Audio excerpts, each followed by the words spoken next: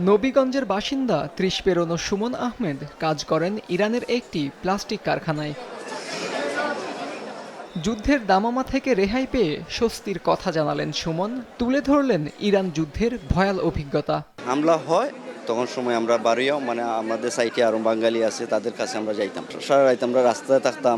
শুধু সুমন নয়, মধ্যরাতে অবতরণ করা বাংলাদেশ বিমানের ড্রিমলাইনার মডেলের 787 বিমানে দেশে ফেরেন 11 নারী ও 8 শিশুসহ বিভিন্ন শ্রেণী পেশার 186 জন বাংলাদেশি। দেশে ফিরেই প্রধানমন্ত্রী তারেক রহমানকে ধন্যবাদ জানান প্রবাসীরা, কৃতজ্ঞতা জানান ইরানে বাংলাদেশি দূতাবাসকে। সহি সালামতে আল্লাহর রহমতে এসে পৌঁছাইছি। বাংলাদেশ সরকারকে ধন্যবাদ। প্রথমত ধন্যবাদ জানাবো আমার মাননীয় প্রধানমন্ত্রী জনাব তারেক রহমানকে।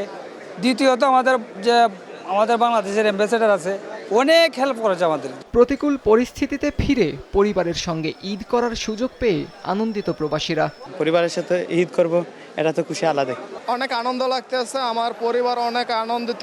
186 প্রবাসীকে অভ্যর্থনা জানাতে মাঝরাতে বিমানবন্দরে আসেন প্রধানমন্ত্রীর পররাষ্ট্র বিষয়ক উপদেষ্টা হুমায়ুন কবির, প্রবাসী কল্যাণ ও বৈদেশিক কর্মসংস্থান প্রতিমন্ত্রী নুরুল হক নূর ও পররাষ্ট্র প্রতিমন্ত্রী শামা ওবায়েদ। তারা বলেন, প্রধানমন্ত্রীর কাছে সর্বোচ্চ অগ্রাধিকার পায় নাগরিকদের নিরাপত্তা। প্রবাসী কল্যাণ ও বৈদেশিক কর্মসংস্থান মন্ত্রণালয় এবং পররাষ্ট্র মন্ত্রণালয়ের সঙ্গে প্রবাসীদের ফেরাতে সহযোগিতা করেছে আন্তর্জাতিক অভিবাসন সংস্থাও। মাননীয় প্রধানমন্ত্রী জনাব তারেক রহমান, ওনার একটি লক্ষ্যই ছিল যে যাতে বাংলাদেশি নাগরিক যারা স্ট্যান্ডার্ড আছেন তেহরানে, মধ্যপ্রাচ্যে, এদের ইভ্যাকুয়েশনকে উনি সর্বোচ্চ প্রায়োরিটি দিয়েছেন। পুরো প্রক্রিয়া সম্পন্ন করতে প্রায় 4টি দেশের এবং বাংলাদেশ 5টি দূতাবাস কানেক্টেড থেকে সহযোগিতা করেছে। এখানে IOM সহযোগিতা করেছে বিভিন্ন দেশ থেকে বিভিন্ন দেশে ট্রান্সফার হতে, কিন্তু ফাইন্যান্সটা করেছে প্রবাসী কল্যাণ ও বৈদেশিক কর্মসংস্থান মন্ত্রণালয়ের ওয়েজার্নার্স বোর্ড। জীবনের বা ঝুঁকি নিয়ে তাদের ফেরত আসতে হয়েছে।